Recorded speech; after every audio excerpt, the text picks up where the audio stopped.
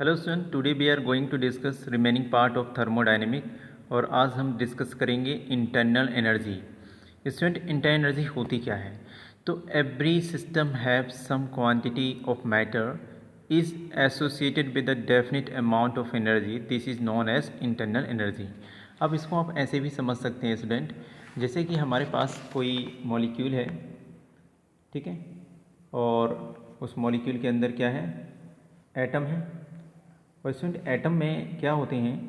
Atom के अंदर nucleus होता है और न्यूक्लियस के अंदर प्रोटॉन्स होते हैं एंड न्यूट्रॉन्स होते हैं, ठीक है स्टूडेंट। और ये ऑर्बिट है और इसमें क्या होते हैं? ये इलेक्ट्रॉन्स होते हैं। तो इलेक्ट्रॉन्स, प्रोटॉन्स, न्यूट्रॉन्स हैं, इनके अंदर कुछ ना कुछ अमाउंट में एनर्जी ज़रूर रहती है। और इस सभी एनर्जी को, जो मॉलिक्यूल्स है उसके अंदर एटम है, उसके अंदर जो एनर्जी भरी हुई है उसको हमने एक नाम दे दिया इंटरनल एनर्जी। अब स्टूडेंट, इंटरनल एनर्जी जो होती है ये कितने टाइप की और कौन कौन सी हो सकती है? तो टोटल इंटरनल एनर्जी की अगर आप बात करते हैं तो किसी भी मॉलिक्यूल के अंदर कौन कौन सी एनर्जी हो सकती है? तो यू ट्रांसलेशनल, यानी हम इंटरनल एनर्जी को यू से रिप्रेजेंट करते हैं। यहाँ पे हमने बोला है ट्रांसलेशनल, यानी इंटरनल एनर्जी ट्रांसलेशनल भी हो सकती है, ठीक है। या फिर हम कहते हैं मॉलिक्यूल के अंदर कैसी एनर्जी हो सकती है? रोटेशन एनर्जी हो सकती है। मॉलिक्यूल क्या करता है? रोटेट करता है जब केमिकल रिएक्शन होती है तो। या फिर आप कह सकते हैं वाइब्रेशन एनर्जी हो सकती है। या फिर आप कह सकते हैं मॉलिक्यूल के अंदर यू बॉन्डिंग एनर्जी हो सकती है। या फिर आप कह सकते हैं मॉलिक्यूल के अंदर इलेक्ट्रॉनिक एनर्जी हो सकती है। तो दीज आर टोटल सम, अगर इनको टोटल को हम सम करेंगे तो हम बोल देंगे ये सब क्या है? इंटरनल एनर्जी ही है, ठीक। ओके, आगे बढ़ते हैं। तो हम कहेंगे internal energy U equals to U translational, U rotational, U vibrational, U bonding and U electronic, ठीक। Now next point, internal energy like temperature, pressure, volume, है ना, ये भी तो इंटरनल एनर्जी की फॉर्म है। टेम्परेचर है, प्रेशर है, ये वॉल्यूम है, एक्सेट्रा। ये ना एक तरह की स्टेट फंक्शन होते हैं स्टूडेंट। कैसे फंक्शन होते हैं? State function, right. Next, it is neither possible or nor necessary to calculate the absolute value of internal energy of a system। Student, हम किसी भी सिस्टम की एब्सोल्यूट वैल्यू को नहीं कैलकुलेट करेंगे यहाँ पर, ठीक है। तो हमने क्या देखना है? इनिशियल और फाइनल स्टेट की बात करते हैं। जैसे कोई सिस्टम है, अगर हम उसको यहाँ पे हमने मैटर लिया और यहाँ से हमने उसको हीट दिया, तो यहाँ जो एनर्जी है वो यू आई यानी यू इनिशियल है। और अब ये वेपर में कन्वर्ट हो गया, इसकी स्टेट चेंज हो गई, तो मैंने कहा यहाँ पे यू फाइनल है। तो स्टूडेंट, यू इनिशियल और यू फाइनल, यानी फाइनल में से इनिशियल माइनस कर दी तो आपको यहाँ पे क्या मिल जाएगी? डेल्टा यू मिल जाएगी, यानी total energy change, total internal energy, ठीक है। तो मॉलिक्यूल के अंदर ना एनर्जी चेंज हुई होगी तभी ऐसा होता है, ठीक। तो delta U equals to U final minus U initial. अब यहाँ पे स्टूडेंट आपको कुछ पॉइंट ध्यान रखना है। पॉइंट नंबर फर्स्ट क्या है? Delta U is positive if delta F U F greater than U I. यहाँ पे आप देखो, अगर फाइनल एनर्जी ज़्यादा है और ये कम है, इनिशियल कम है, तो आपको पता है कि डेल्टा यू क्या मिलेगी? पॉजिटिव वैल्यू में मिल जाएगा आपको। Delta U is negative if U F क्या है? लेस देन यू आई, है ना। अब इसकी वैल्यू यू आई की ज़्यादा है तो ये कम है, तो माइनस वाली वैल्यू मिलेगी, यानी डेल्टा यू किस में हो जाएगी? माइनस में हो जाएगी, ठीक होती है बात। आगे बढ़ते हैं। अ सिस्टम में transfer energy from the surrounding as heat और वर्क और बोथ, है ना। कोई भी सिस्टम जो है वो हीट की फॉर्म में भी ट्रांसफ़र कर सकता है और वर्क की फॉर्म में भी ट्रांसफ़र कर सकता है। आप इस तरह से समझ सकते हैं। जैसे हमारे पास कोई डाईथर्मिक सिस्टम है, यानी उसकी जो ये दीवारें हैं ये कैसी हैं? डाईथर्मिक हैं। अगर दीवारें उसकी डाईथर्मिक हैं, जो पहले हमने पढ़ लिया था, तो यहाँ से स्टूडेंट ये हीट को ट्रांसफ़र यानी हीट का एक्सचेंज कर लेगा। या फिर स्टूडेंट, हमारे पास कोई ऐसा सिस्टम है जैसे कि आइसोलेटेड वॉल है इसकी, ये जो दीवारें हैं ये आइसोलेटेड हैं और यहाँ पे हमने क्या कर दिया? पिस्टन लगा दी। तो हम पिस्टन को ऊपर नीचे करेंगे प्रेशर अप्लाई करके, तो यहाँ पे जो हो रहा है, क्या हो रहा है? वर्क। तो वर्क की फॉर्म में एनर्जी ट्रांसफ़र होती है। तो हम ये बोलते हैं कि जो एनर्जी है वो दो फॉर्म में ट्रांसफ़र हो सकती है। यानी हीट की फॉर्म में भी ट्रांसफ़र हो सकती है और वर्क की फॉर्म में भी ट्रांसफ़र हो सकती है। एनर्जी दोनों फॉर्म में ट्रांसफ़र होती है, ठीक है। तो अ सिस्टम में transfer energy from the surrounding as heat और वर्क और बोथ, है ना। नेक्स्ट है characteristic of internal energy. Internal energy के क्या क्या कैरेक्टर होते हैं। तो फर्स्ट है student, internal energy of a system is an extensive property. Here extensive का मीनिंग है student depends upon the quantity of matter. अब स्टूडेंट कोई सिस्टम हमारे पास छोटा सा है और उसमें मैटर रखा हुआ है, तो यहाँ पे जो एनर्जी होगी यानी इंटरनल एनर्जी कह लीजिए आप, क्या होगी, कम होगी। अगर आपके पास कोई बड़ा सा सिस्टम है और यहाँ पे आप बात करते हैं इंटरनल एनर्जी की, तो यहाँ पर क्या होगा, मोर होगी। यहाँ पे इंटरनल एनर्जी क्या होगी, मोर होगी। तो हम ये बोलते हैं ये एक तरह की कैसी प्रॉपर्टी है, ये एक तरह की एक्सटेंसिव प्रॉपर्टी है जो क्वांटिटी पर या साइज ऑफ द सैंपल पर डिपेंड करती है। नेक्स्ट है इंटरनल एनर्जी, ठीक है। नेक्स्ट है internal energy is state property, ये हमने समझ लिया था, ये क्या है, स्टेट प्रॉपर्टी है, ठीक। नेक्स्ट है the change in the internal energy does not depend on path by which the final state is reached. Student ये जो इनिशियल से फाइनल जब कोई प्रोसेस चलती है, यहाँ से चलना शुरू हुई तो यहाँ पे बहुत सारे बीच में और भी पाथ आते हैं। तो यहाँ इनिशियल थी और ये फाइनल पॉइंट यहाँ पे मिल गया।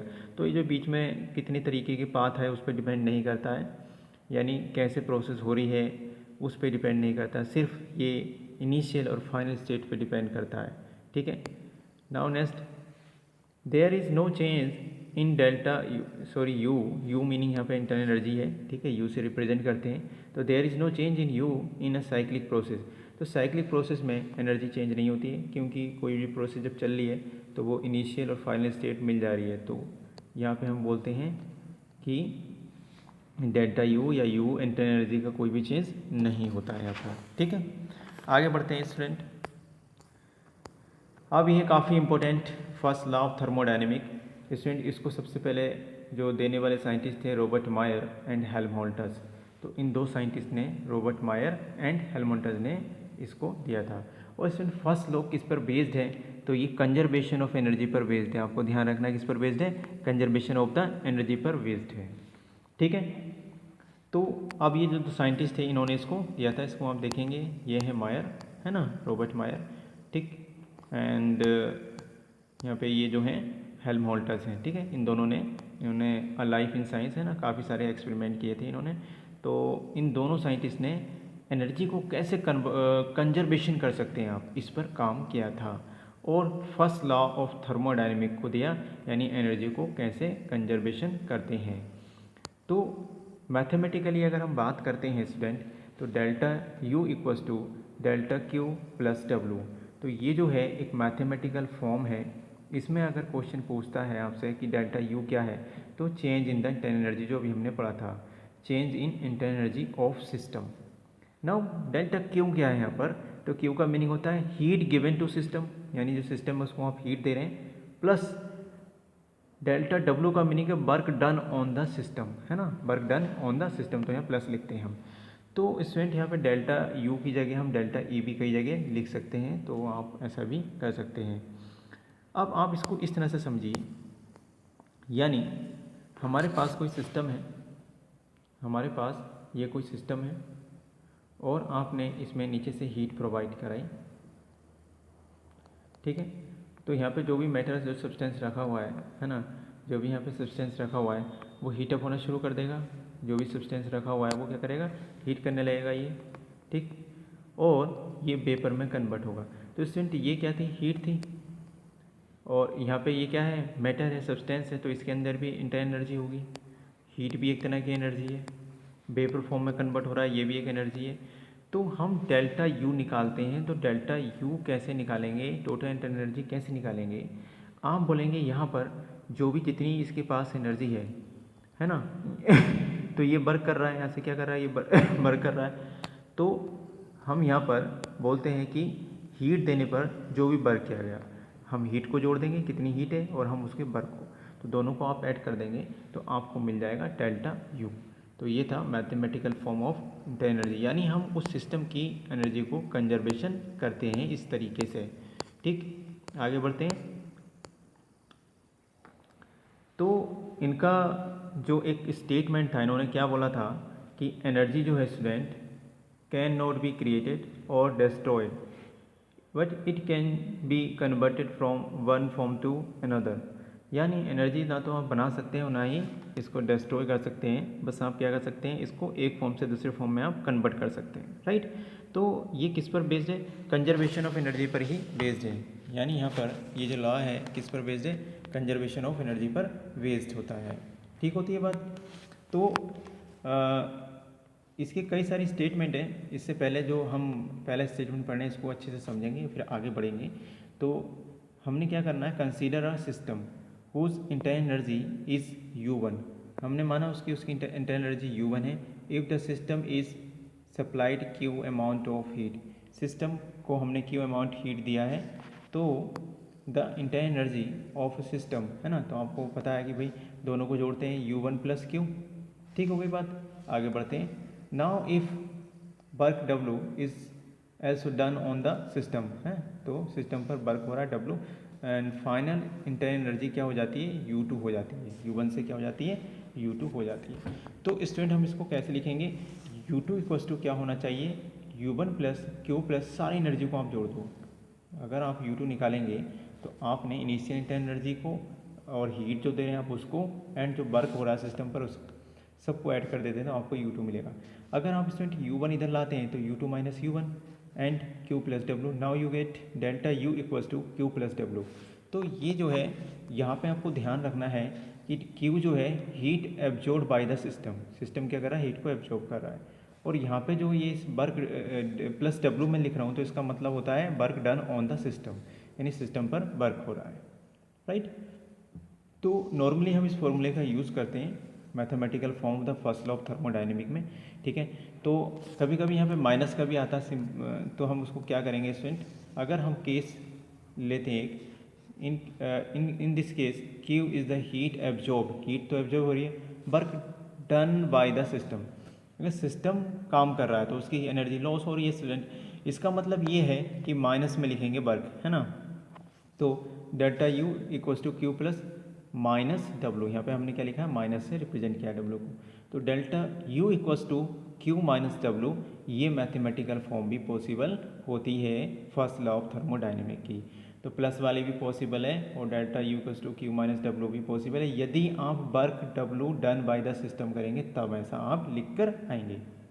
यस, आगे बढ़ते हैं। नाउ कुछ स्टेटमेंट है स्टूडेंट, इनको ध्यान से आप समझेंगे। यहाँ पे ये स्टेटमेंट जो है इसको समझने की कोशिश करते हैं। The net energy change of close system is equal to heat absorb plus the work done on the system, है ना, जो अभी हमने ऊपर लिखा था Q + W।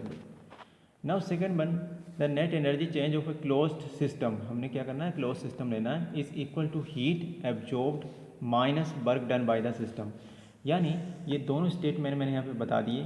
Delta U equals to Q + W, है ना, एक तो ये हो सकता है student, delta U equals to Q + W, ये जो पहला स्टेटमेंट है इसको हम delta U equals to Q + W बोल देंगे, ठीक, क्योंकि यहाँ पे work done on the system. अब स्टूडेंट अगर हम दूसरे स्टेटमेंट पढ़ते हैं तो यहाँ पे कह रहा है कि the net energy change of a close system is equal to heat absorb minus work, तो यहाँ पे delta U equals to Q - W, यहाँ W बता रहा है work done by the system, ये किसको बता रहा है, work done by the system. तो ऊपर वाले दोनों को स्टेटमेंट को एक साथ इस तरह से आप भी बता सकते हैं। या फिर स्टूडेंट ये बोला गया, it is impossible to construct a mobile और perpetual machine that can work without consumption of any fuel energy, है ना, ऐसी कोई भी मशीन नहीं बना सकते। जैसे मान लो स्टूडेंट यहाँ पे अगर हम इसको हीट देते हैं तो यहाँ की एनर्जी कन्वर्ट हो रही है ना, तो ऐसी कोई भी मशीन नहीं बन सकती जिसमें बिना फ्यूल दिए ऐसे खुद चलने वाली कोई मशीन नहीं पॉसिबल है। जो क्या बोला, it is impossible construct a mobile perpetual machine the work can work without consumption of any fuel energy, है ना, बिना फ्यूल एनर्जी के वो नहीं वर्क करेगा, ठीक है। जैसे हमारी बॉडी भी है तो स्टूडेंट हम क्या करते हैं, फूड लेते हैं, ये सारी चीज़ें हमारी बॉडी में जाती हैं, तो हमारी बॉडी में मेटाबॉलिज्म होता है ना, और जिसकी वजह से हमें रेस्पिरेशन होता है और एनर्जी मिलती है, कैलोरी से हमें एनर्जी मिलती है। तो ये थी statement first law of thermodynamic के रिगार्डिंग, इनको आपको ध्यान से पढ़ना है। अब स्टूडेंट क्वेश्चन की बात करते हैं, ठीक है। तो ये है क्वेश्चन, इसको समझेंगे ध्यान से आप। कह रहा है if 500 calorie of heat energy are added to a system and the system does 350 calorie of work on the surrounding, what is the energy change of the system, है ना। तो यहाँ पे स्टूडेंट अगर हम बात करते हैं कि हीट क्या हो रही है, यहाँ पे एब्जॉर्ब हो रही है, added to a system, heat energy का कह रहे हैं हम, एडेड कर रहे हैं तो एब्जॉर्ब करेगा, तो heat absorb Q equals to 500 calorie है स्टूडेंट यहाँ पर, ठीक है, 500 यहाँ पे ये दिया है। Now work done by the system, work done by the system कितना हो रहा है, तो यहाँ पे ये दे रखा है 350, माइनस में लिखेंगे वैल्यू, है किस में लिखेंगे, माइनस में, W equals to minus 350 calorie. अब स्टूडेंट हमने कौन सा फॉर्मूला लगाना है, work done by the system, आप देखिए, है ना, तो आप यहाँ पे माइनस वाला यूज़ करेंगे, यानी delta U equals to Q plus W लिखते हैं, लेकिन अब हम इसको माइनस का यूज़ करेंगे, तो यहाँ पे Q 500 रखेंगे और माइनस 350, तो आपको यहाँ पे स्टूडेंट माइनस करेंगे इसमें से, तो आपको मिल जाएगा 150 कैलोरी, तो ये आपका आंसर आ जाएगा यहाँ पर इस तरह से, ठीक है। आगे बढ़ते हैं नेक्स्ट क्वेश्चन की तरफ। नेक्स्ट क्वेश्चन है student if 100 calorie of heat, 100 calorie heat है, ठीक है, added to the system as in example 1 and a work of 50 calorie is done on the system, तो यहाँ पे क्या हो रहा है, work done on the system, इस बात को आपको ध्यान रखना है। Calculate the energy change of the system, तो सिस्टम की एनर्जी चेंज को आपको कैलकुलेट करना है। तो heat absorb Q equals to student 100 calorie आ जाएगा, heat absorb Q equals to 100 calorie, work done on the system W equals to 50 calorie, okay. Now applying first law of thermodynamic, you know about very well, यहाँ पे हम बात करते हैं work done on the system, तो यहाँ पे positive में रहेगा ये W, ठीक है, W किस में रहेगा, यहाँ पर work done on the system हो रहा था, W यहाँ पर पॉजिटिव में रहेगा। अब delta U equals to Q plus W, यानी 100 रखें Q की वैल्यू प्लस 50, आपको मिलेगा 150 कैलोरी, ठीक है। तो इस तरह से आपको यहाँ पर ईजिली Q प्लस W से आप टोटल कैलोरी इस तरह से निकाल देते हैं, डेल्टा U हम निकाल लेंगे, ठीक है स्टूडेंट। तो यहाँ पे आपने ऊपर दोनों जो एग्जाम्पल देखे हैं, इसमें मैं बताऊँगा in above two examples the final state is the same but the pass adopted are different, है ना, पाथ इन दोनों के अलग अलग है। That the change in the energy of a system depends on the initial और final state but does not depend on the path which the final state has reached, Q and W are the therefore not state function and but delta U is a, इसलिए delta U क्या होती है, state function होती है, ठीक होती है बात। तो यहाँ तक आपने फर्स्ट लॉ समझ लिया, आगे बढ़ते हैं। Some useful conclusions drawn from the first law delta U equals to Q plus W। तो पहली जो यहाँ पे कंडीशन यहाँ पे इन्होंने दी है स्टूडेंट, इसको आपको ध्यान से समझना है। फर्स्ट कंडीशन है when a system undergoes a change delta U equals to 0, that is there is no increase और decrease in the internal energy of system, the first law of thermodynamic reduces. यहाँ पे student delta U 0 कर देंगे, यानी आपको पता है कि delta U equals to Q plus W, अब इसकी वैल्यू 0 रख दी हमने यहाँ पे, तो 0 equals to Q plus W आ जाएगा। फिर आपको क्या मिलेगा स्टूडेंट, अगर हम इसको उठा के Q यहाँ रहने देंगे, W को इधर कर देंगे, तो Q equals to minus W, तो वर्क यहाँ पे माइनस में आ रहा है, यानी हम कहेंगे heat absorb from the surrounding and work done by the system, है ना। यहाँ पे क्या है, अगर हम माइनस में बोल रहे हैं तो क्या होगा, work done by the system, ठीक। या हम ये कह सकते हैं हीट गिवन टू सराउंडिंग, यानी work done on the system होगा, तो ठीक।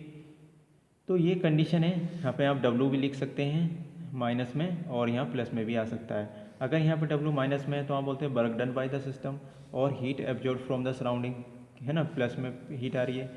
यदि आप ऐसे लिखेंगे W पॉजिटिव में आ रहा है और ये माइनस में आ रहा है, तो आप बोलेंगे heat given to surrounding, heat दी जा रही है, and work done on the system, अगर work done on the system पर है ना, तो कंडीशन ये वाली आ जाती है, यानी वर्क जो है पॉजिटिव में रहता है ना, और work done by the system negative में आता है। तो हीट को इस तरह से हम चेंज करके ये एक्सप्रेशन समझ जाएंगे। नाउ स्टूडेंट क्या है, सेकेंड पॉइंट है, if no work is done, अगर वर्क ही नहीं हो रहा है, W जीरो कर दिया तो फर्स्ट लॉ रिड्यूस हो जाएगा, यानी डेल्टा U इक्वल्स टू